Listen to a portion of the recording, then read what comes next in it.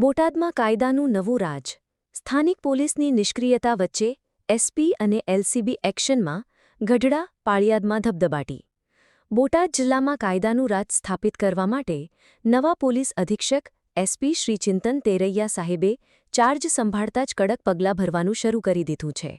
ત્યારે જિલ્લાની સ્થાનિક પોલીસની નિષ્ક્રિયતા ફરી એકવાર ચર્ચાનો વિષય બની છે. જ્યાં ગઢડા, બોટાદ અને પાળિયાદ જેવા વિસ્તારોમાં વર્ષોથી ગેરકાયદેસર પ્રવૃત્તિઓ ધમધમી રહી હતી, ત્યાં આખરે એલસીબી એટલે કે લોકલ ક્રાઇમ બ્રાન્ચ એ જ એક્શનમાં આવીને ગુનેગારોને સીધા દૂર કર્યા છે. આ કાર્યવાહીથી સ્પષ્ટ થયું છે કે ગુનાખોરી ડામવા માટે સ્થાનિક પોલીસને બદલે એલસીબી પર જ આધાર રાખવો પડે છે. પાળિયાદમાં નકલી દારૂનો કાળો કારોબાર, સ્થાનિક પોલીસ અજાણ. પાળિયાદમાં શિરવાણિયા ગામની સીમમાં ચાલી રહેલા નકલી દારૂના મોટા રેકેટનો પર્દાફાશ કરીને એલસીબીએ એક સપાટો બોલાવ્યો છે. વર્ષોથી ચાલતા આ ધંધા વિશે સ્થાનિક પાળિયાદ પોલીસને કેમ કોઈ જાણ નહોતી? રાજેશભાઈ વિરજા અને તેની ટોળકી, જેઓ નકલી દારૂ બનાવીને બ્રાન્ડેડ લેબલ લગાવી વેચતા હતા, તેમનો ધંધો એલસીબીએ ઉખેડી નાખ્યો.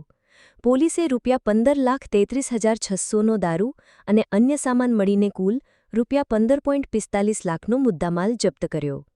સ્થાનિક પોલીસની નિષ્ફળતા અહીં સ્પષ્ટ દેખાય છે કે આટલો મોટો ધંધો તેમની નજર સામે ચાલતો હતો અને તેમને તેની કોઈ ભનક નહોતી.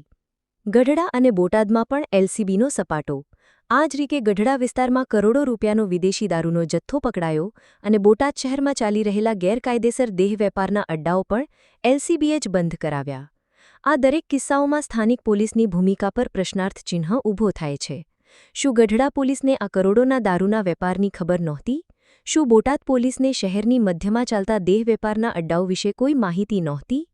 આ કામગીરીનો સંપૂર્ણ શ્રેય પોલીસ અધિક્ષક શ્રી ચિંતન તેરૈયા સાહેબ અને એલસીબી પીઆઈ એજી સોલંકી સાહેબની ટીમને જાય છે, જેમણે સ્થાનિક પોલીસની ઊંઘ ઉડાડીને સાબિત કર્યું છે કે ઈમાનદારી અને સક્રિયતાથી ગુનાખોરીને કાબૂમાં લઈ શકાય છે.